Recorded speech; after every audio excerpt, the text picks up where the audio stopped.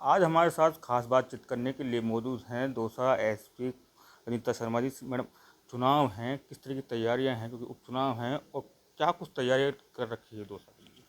अगर हम सुरक्षा की दृष्टि से बात करें तो उपचुनाव के मद्देनज़र हमारा जो निर्वाचन आयोग है उसकी बड़ी ही क्लियर गाइडलाइंस हैं। सबसे पहले तो हमारा जो सिक्योरिटी डिप्लॉयमेंट प्लान है वो हमने तैयार किया है। इसमें हमने जो हमारा सीपीएमएफ की रिक्वायरमेंट रहेगी क्रिटिकलिटी को देखते हुए, साथ ही साथ हमारी होम गार्ड की और जो आरएसी का बल है, चूँकि मेजॉरिटी जो हमारा डिप्लॉयमेंट रहेगा वो पुलिस का ज़िले से ही होगा, क्योंकि हमारे बाई इलेक्शन एक विधानसभा क्षेत्र में है। साथ ही साथ हमारे इसमें जो नाके होते हैं उनको हमने एक्टिवेट कर दिया है।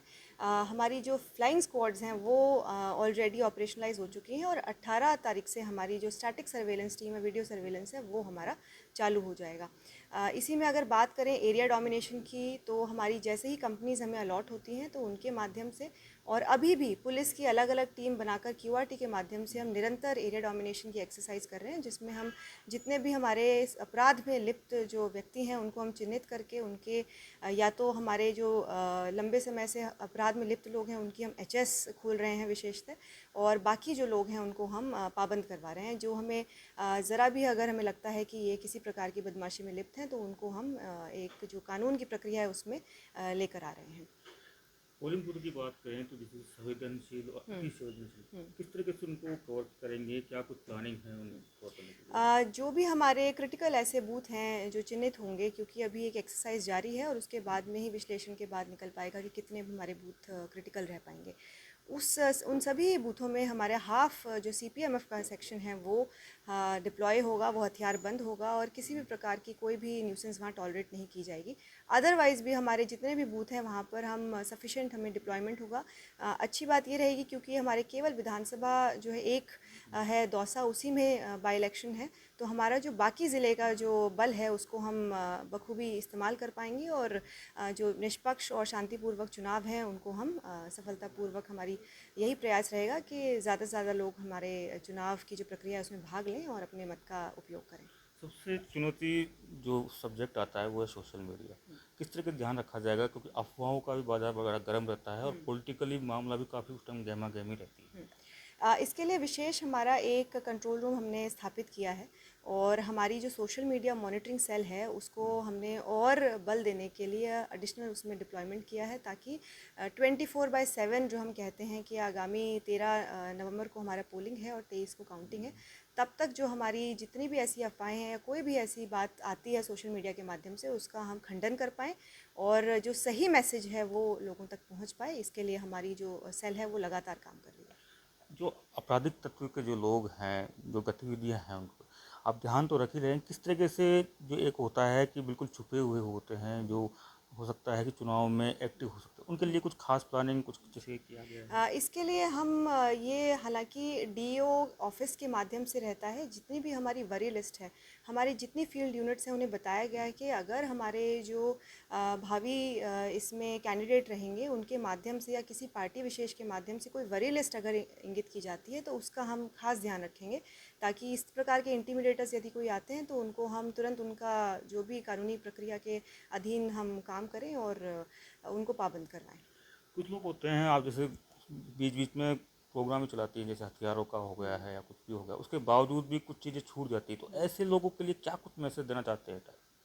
मैसेज यही है कि हमारी जो अभी पूरी तैयारी है उसको एक आप कह सकते हैं कि और बल मिला है, क्योंकि पूरी रेंज और पूरे राजस्थान भर की जो फोर्स है वो चुनावों को निष्पक्ष और शांतिपूर्ण कराने के लिए प्रत्येक जो हमारे साथ जो कॉन्स्टिट्यूंसीज़ हैं वहाँ पर डिप्लॉय की जा रही है। किसी भी प्रकार की बदमाशी या किसी भी प्रकार की अवांछित गतिविधि यदि किसी के मन मस्तिष्क में भी है तो वो उसको निकाल दे, चूँकि हमारे पास जो सही जो सूचना है, हमारे जो तंत्र है वो पूरा मजबूत है, और हमारे पास वो सूचना आएगी और उसको बख्शा नहीं जाएगा। चुनाव से पहले आपने सबसे बड़ी पहल की, वो थी डीपीएल। कितना सार्थक होने वाला है, क्योंकि चुनाव से आने पहले आपने करवाया, क्योंकि इसमें आमजन भी था, पुलिस भी थे, तो एक कह सकते हैं कि अपराधियों में भय, आमजन में विश्वास। जी। इस जो हमारा दौसा पुलिस लीग का हमारा एक विशेष उद्देश्य ये था कि हमारे युवा साथी, चूँकि चाहे आप नशे की कुरीति देख लो या अपराध जगत की बात करें, तो ज़्यादातर जो युवा हैं जो किसी न किसी कारण से पथ भ्रष्ट हो गए हैं, उनको हम चाह रहे थे कि हम जो एक मुख्य धारा है उसमें लेकर आएँ।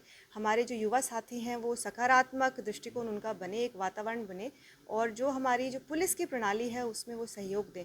और हमारी पूरी जो टीम है इसमें उन्होंने खूब मेहनत करी, लगातार 2 महीने 2.5 महीने प्लानिंग में भी गए, और उसके बाद में इसको पूरा सार्थक करवाने के लिए हमने प्रयास किए। और हमारा विश्वास है कि इसमें जितनी हमारी पहुंच है वो उससे हालांकि बहुत सारे लोग जुड़ना चाह रहे थे, क्योंकि लेकिन अपनी सीमाएं रहती हैं, कितने लोग खेल सकते हैं एक टीम में। तो इसके चलते हमें लगता है कि हम बहुत बड़े व्यापक तरीके से हम लोगों तक पहुंच पाए, और जितने भी हमारे गांव कस्बे हैं, मोहल्ले हैं, उनमें इसकी जो है वो गूंज गई है, और उनको पुलिस का यह प्रयास जो है वो पसंद आया, और उन्होंने इसमें हमें सहयोग भी दिया है। एक सवाल थोड़ा बीच में रह गया है, वो पूछना चाहूँगा कि जो पोलिंग बूथ होते हैं, आम लोगों को पता नहीं होता है कि क्या कोई रूल रेगुलेशन होता है उस वक्त, तो किस तरीके से समझाएंगे पब्लिक को कि क्या कुछ दायरे का ध्यान रखना चाहिए?